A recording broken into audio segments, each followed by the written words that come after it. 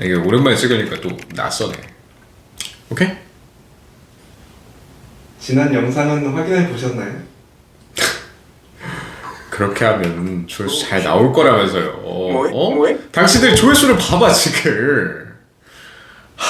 괜히 제 친구들한테만 화제가 돼가지고 굉장히 많은 놀림을 받고 있습니다. 저까지도. 네. 그래가지고 내가 현타가 와가지고 촬영 안 나온 거 아니야. 네, 잘 들었고 준비되셨으면 오프닝 시작하세요. 아 진짜 짜증나.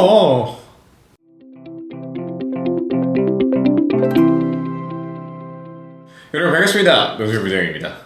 어느덧 설도 지나고 벌써 2월이 성큼 다가와 버렸네요.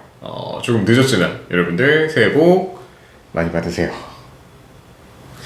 자, 이제 방황의 시기를 끝내고 새마음 새뜻으로 신학기 또 다가올 새로운 입시를 도전을 해봐야지 되겠죠. 네. 그래서 이 시기에 제가 또 많이 듣는 그런 공통적인 질문들이 있습니다. 선생님, 저 이번에 재수로 6논술 쓰려고 하는데 괜찮을까요? 선생님, 저 어디다 붙기는 했는데 1년 더 준비해서 반수논술 한번 써볼까요?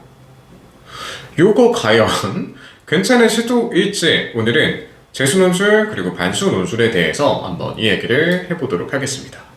그러면 같이 가보실까요? 자, 논술 정답은 항상 두 가지이죠. 그래서 결론부터 말씀을 드리자면 둘 다 별로 권장하고 싶지는 않아요. 적어도 이 시기 1, 2월에는. 이전 영상을 보신 분들은 아마 기억하고 계실 텐데 저는 무지성 재수 논술을 바라지 않습니다. 기본적으로 논술은 최후의 수단일 때 가장 빛나요. 가령 내 목표가 인서울이야. 근데 다른 수시 전형 혹은 정시로 도전을 했을 때 도저히 이 목표를 달성할 수가 없어. 이럴 때 논술을 써야 가장 효과적인 거예요. 논술은 고점이 높아.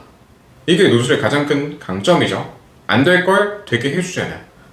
그런데 그만큼 경쟁이 너무나 치열해요. 그래서 내가 아무리 열심히 준비를 했다 하더라도 합격을 보장하기가 어려워. 그래서 논술이 도박이라는 소리를 듣는 거죠. 그런데 지금 시기가 2월이에요. 아직 공부할 시간이 많이 남아있단 말이야. 논술이 최고의 수단이라고 하기에는 시기가 너무 일러요. 좀 더 확실한 방법이 남아있어. 그런데 그걸 배제하고 굳이 지금 논술을 선택할 필요가 없다는 거죠. 물론 현역 때 논술 선택하는 학생들 중에 수포자 굉장히 많죠. 이 학생들 재수한다고 해서 다시 수학 붙잡는 거 굉장히 막막한 일이라는 것도 알아.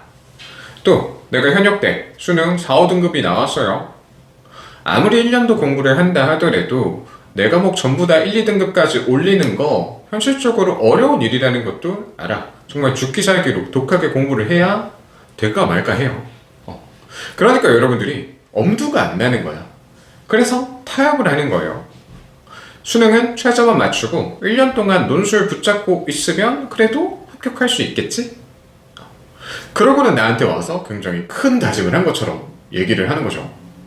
선생님, 이번에 공부 1년 더 하면은 논술로 붙을 수 있겠죠? 최저는 무조건 맞출게요. 아니야, 지금은 논술 쓸 생각을 하지 마세요. 정시로 성적 올려서 붙을 생각하세요.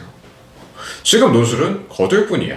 만일의 상황을 위해서 그냥 일주일에 1회분 정도 모의논술 기출문제 풀어보는 느낌, 그 정도면 충분해요.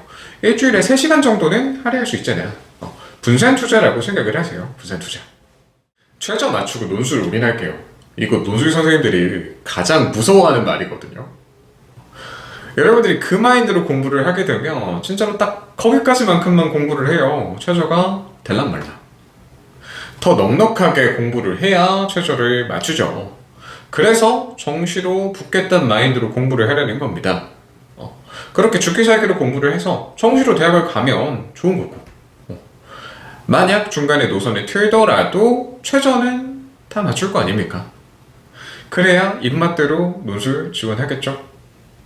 최저 있는 논술이 당연히 실질 경쟁률이 더 떨어질 수밖에 없고, 더욱더 당연하게도 내가 높은 최저를 맞출수록 입시 지원할 때 선택할 수 있는 좋은 보기가 더 늘어나게 되겠죠. 정시로 대학 가겠다는 마인드로 수능을 준비해야 그날만이라도 최저 맞춰서 논술 전형에 합격을 바라볼 수가 있는 겁니다. 그러니까 지금 1, 2월에 벌써부터 논술만 붙잡고 있을 생각하지 말고 수능 등급 올리는 것에 조금 더 집중하세요. 자, 두 번째, 반수 논술이죠. 실제로 작년에 오프 강의를 들었던 학생 중에 이 똑같은 고민을 하는 친구가 있었어요. 작년에 수능을 많이 못 봤어. 그래서 6노술을 썼지만 최저 없는 대학만 하나 합격을 했어요. 근데 이게 너무 아까운 거야. 이미 합격을 맛을 봤잖아. 할만한 것 같거든요, 이거. 본인이 생각했을 때 이거 최저만 맞췄으면 더 높은 학교에 붙었을 것 같단 말이야. 그래서 이 미련을 쉽사리 놓지 못하는 거예요. 이런 비슷한 사례들을 최근에 뭐 오픈카톡이나 아니면 유튜브 댓글에서도 본 적이 있거든요. 뭐 인서울 어디 최초합했지만 좀 더 상위권으로 올라가고 싶다. 1년 동안 그냥 최저 맞출 만큼만 수능 공부하고 논술 한 번 더 준비하면 합격할 수 있지 않을까요? 이런 질문들을 많이 받았어요. 그때마다 저는 항상 이렇게 대답을 하거든요. 그래, 할 수 있으면 어디 해봐. 이 뭔 개소리야! 이게 비꼬는 게 아니라 진짜로 그렇게 생각해요. 논술 전형이 학교마다 스타일이 다 다르다고는 하지만 일단 어느 학교든지 붙었다라는 것은 기본적인 글쓰기 솜씨가 꽤 좋다는 거예요. 당연히 다른 학교 시험도 붙을 가능성이 높겠죠. 다 떨어진 학생들보다 높겠지. 근데 문제가 뭐냐면 재수와 반수는 환경이 달라요. 사람이 속세에 한번 발을 들이면 끊기가 어렵다고 하잖아요. 이 캠퍼스 라이프를 즐기면서 입시를 같이 병행한다는 건 거의 불가능에 가까워. 대학생활 얼마나 자유롭고 재밌는데 이 입시 공부 또 하고 싶겠어요? 실제로 학기 초에 반수를 준비하던 대부분의 학생들이 1학기 끝날 때쯤이면은 현 생활에 만족하고 주저앉는 경우가 많아요. 동기들하고 놀러 다니고 뭐 술 먹고 하는 이런 생활에 익숙해지게 되는 거야. 난 반수할 거니까 뭐 이번 세터만 갔다 오고 나서 그 다음부터는 과생을 안 해야죠. 그래도 신입생인데 MT는 갔다 오고 나서 이제 진짜 공부해야지. 이러다가 이제는 매일 학교 끝나고 학교 앞에 모여가지고 동기들하고 술 먹는 그런 생활에 익숙해지게 되어 있다니까요, 진짜. 근데 이게 본인의 의지가 부족해서 그렇다고는 생각할 필요 없어요. 모두에게 어려운 일이야. 결국 이 어려운 일을 해낼 수 있어야지만 반수 논술에 성공할 수가 있는 거죠. 동기들과 공강 시간에 모여서 수다 떨 시간을 포기하고 뭐 수업이 다 끝나고 친구들과 모여서 술 한잔할 시간을 포기하고 적당히 과제하고 학점 관리하면서 입시도 함께 병행하는 것. 따지고 보면 나는 생으로 재수하는 것보다 이게 더 힘든 것 같거든요. 물론 마음은 조금 더 편할 수도 있겠지. 돌아갈 곳이 있으니까. 하지만 그 편한 마음이 나를 더 게으르게 만들 겁니다. 그래서 결국 독하게 마음 먹어야 되는 건 재수 논술이나 반수 논술이나 똑같다. 그러니까 각오가 되어 있는 사람만 시작을 하세요. 어줍지 않은 마음으로 시작했다가 괜히 재밌게 보낼 수 있는 내 1학년 생활도 낭비하고 스트레스는 스트레스대로 받는 그런 잘못된 선택이 될지도 모릅니다. 오늘 이렇게 재수 논술과 반수 논술에 대한 제 생각을 한번 이야기해봤는데요. 너무 팩폭데이라서 조금 뼈 아플 수도 있습니다. 하지만 너무 상심하기보다는 이 말에 오히려 자극을 받고 좀 동기부여가 됐으면 좋겠어요. 제가 이전 영상에서 중꺾마 이야기를 한 적이 있죠.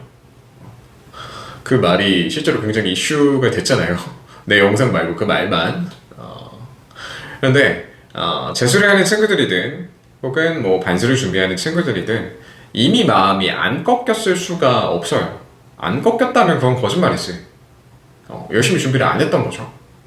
근데 누가 그러더라고요.